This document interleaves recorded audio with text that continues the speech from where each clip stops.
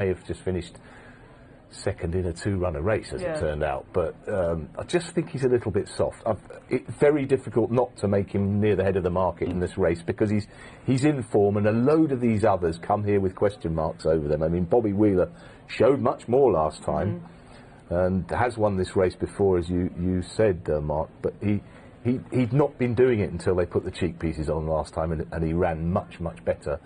But he still finished very convincingly beaten by a Gayeth in a race where he rather had his own way in front, Bobby Wheeler. So he certainly won't get his own way in front today, because you've got Camera on one side, Apex King's another challenger for the lead.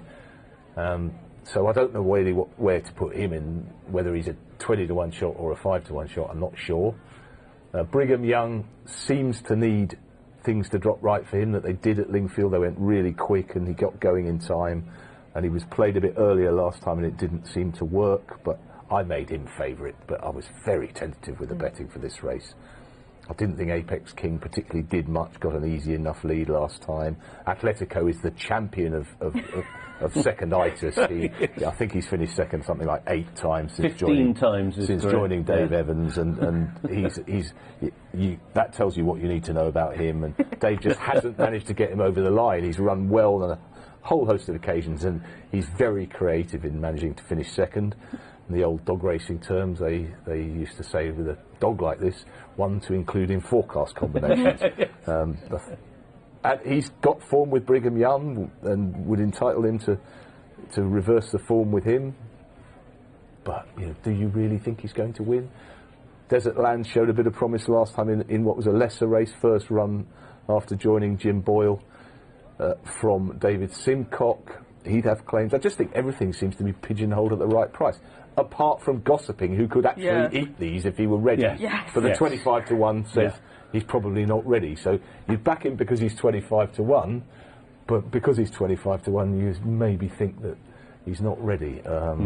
He could eat these. He somehow managed to get this split mark, which means he's lower on the all-weather, and I'm pretty sure he's not worse on the all-weather than he is on turf. No. He ended up being thrown in and winning off 69 in March on the all-weather, but was able to win off a mark in the 80s back on the flat. Yeah.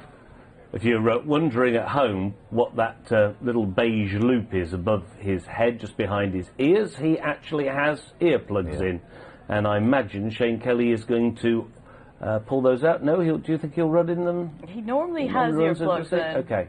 Then again, he might take them out, but the way they appear to be actually tied to the back of the bridle would suggest that they might not. But again, now like the Red Hood, you can always take the earplugs out. But I mean, but you can't in the race. That's one that you either have to do it. Either have to do it before the race or not. It's not trotting. It's not trotting. Although that would be cool to bring in just for some fun. Who was the horse owned by Daniel Wildenstein? They pulled the plugs out. 2 furlongs to go in the Gold Cup, and this thing quickened up like a sprinter at the end of the Ascot Gold Cup. 2.5 miles. He'd lob round for 2 1/4, and all of a sudden they whipped the earplugs out with a quarter of a mile to go, ping, and that was it. Talk about kicking the turbo. I can't remember, but it was owned by the art dealer, was it? It was owned by Daniel Wildenstein, and I cannot remember the name of the horse now. Somebody will be emailing in. Yeah. The one thing that's interesting about Gossiping, other than we won't have a better bred horse on the card because he's out of Gossamer by Dubawi, but that Shane Kelly's gotten back aboard, and 7 of the 9 wins by Gossiping have been with Shane aboard. So funnily enough, I was at Wolverhampton. I think it was on Oaks Day when he won by about 5.5 lengths. The mile handicap. That mile handicap. And Shane Kelly was riding at Wolverhampton. I said, "You wouldn't have won that far, would you, Shane?" And he did go up 10 or 11 pounds as a result of that, and paid for it in the handicap. And Shane was shaking his head.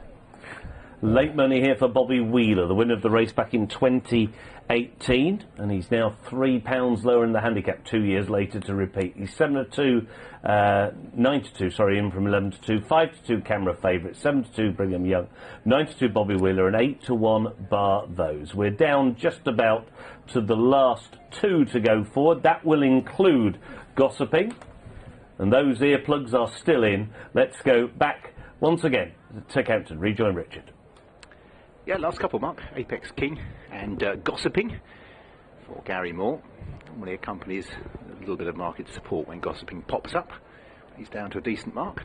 Apex King about to head in, one of Mark Usher's couple of runners in the race. So the 32red.com handicap, Gossiping last one to move forward into stall number 9. That will complete the 10-strong field. Mitre Martin Dwyer on number 10, Waqaas. Couple anticipating the start there, notably Waqaas, but they're off and racing. And from the stalls, Bobby Wheeler's one of those that shows in the yellow and red colours. From wider out, the blue colours with the white cap, My Kind of Sunshine, and they show well to the fore. Also closer to the running rail is Camera, who's taken a handy position. It's Camera on the inside of the dark grey My Kind of Sunshine. They cross over ahead of Bobby Wheeler. Then towards the outside is Apex King. The pace is notably steadied. My Kind of Sunshine's got to the lead. And just trying to steady it up. Nezar comes next, head of Atletico, who races in 6th on the inside of Desert Land as they move into the turn. Gossiping on the outside of Atletico. Between that pair is Brigham Young, and Waqaas is the back marker. My Kind of Sunshine at an even gallop leads from Bobby Wheeler in the yellow and red colours. Racing in 3rd place is Camera towards the running rail. Apex King comes next with Nezar, and continuing to circle the field. Desert Land in the orange colours is widest into the straight. Brigham Young comes next, just ahead of Atletico. Gossiping is pushed along, and Waqaas is still the back marker. Bobby Wheeler is moving to My Kind of Sunshine. The cutaway gives the run for Nezar, and also Brigham Young, who switched towards the inside and is making progress pretty smoothly at this point. And Brigham Young has moved stylishly through with Nezar to dispute the lead. Then Bobby Wheeler as they make their way now inside the final furlong. Brigham Young with Nezar proving a tough adversary over on the far side, and then running on back in the 3rd place Atletico as they make their way up towards the line. And on the inside Nezar's just poked the nose in front, but on the line, bounding on the bound, Brigham Young may well have just nostrilled out Nezar. The two of them had a really good set too. They were clear from Atletico, who ran home in 3rd place. Waqaas made late progress, one for the judge. Close finish between Brigham Young number 2, Nezar number 7. No doubt we'll see the still on the line. They have pulled a little clear. In the end, it's going to be Atletico who has got to within a half length of them in 3rd place. He is placed yet again. And obviously the postscript to the race is that Camera appears to have broken down quite badly after what looked a nasty incident when Camera clipped heels, and Ali Rawlinson did remarkably well not to come off Camera. But I'm afraid in that incident it appears that Camera has sustained quite an injury. Still waiting on Emily Jones to give us the result of the photo. And, well, it was a rough race, and in the end it was a rallying effort by the horse on the inside, Nezar. It probably to one of those races where it's be unlucky either of them got beat. Yeah, I mean they both run their races as the form suggests. Both of them are winners 2 starts ago, and they've run well with a few excuses in their final start. They're both horses that have 7 furlong form, and I think the thing that sort of proves that this race has been run to form is Atletico. Here is the result of the photo finish for 1st place.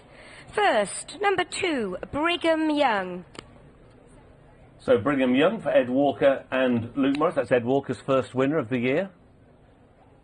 We know that, don't we, now, because we had his first runner earlier on. No, that was Ed Vaughan. Oh, that was Ed Vaughan. I've got my head wrong. I'm sorry. Put your head back on. I've got my head. Get my head back on. Yeah. He probably was his first winner on the 4th of Jan, but, you know. Probably was. Apologies. He's had a few winners, actually, I think. Yeah, he has. No, I just got my wrong heads. Sorry. Brigham Young, 7-2. Nezar, 10-1. Atletico, 9-1. I tell you what, I thought for a moment Atletico might get his head in front there. I thought he might come second. But he's been given a kid glove ride by Ben Curtis, hasn't he? You'd say, if you didn't know Atletico, you'd say Ben's given him too much to do. But if you do know Atletico, you know he's trying to put his head in front, bang on the line. Yes. And he's the impossible ride, really. And he's run well yet again. I mean, the connections keep picking up prize money without getting the ultimate prize. There's Luke Morris having a laugh. We'd probably like to see the head on, but for obvious reasons, given Canberra's breaking down, we're not going to be able to. But it looks as though they came pretty close, 1st and 2nd. But Brigham Young, who hasn't always shown such battling qualities, really knuckled down and responded to Luke and got back up when Nezar rallied, reunited with Sophie Ralston after ridden by a different jockey last time, Nezar, and came back right back to his best. There's Luke getting off. for trainer Ed Walker on Brigham Young, son of Street Cry. His progeny have such a tremendous record at Kempton Park. Won his Lingfield race in Class 5, locked horns in Class 3 last time out, back down to Class 4 this evening on his third run back off a break. Oh, there were so many angles if we just followed them. 7-2 the odds of reward. Second Nezar at 10-1, and third was Atletico at 9-1.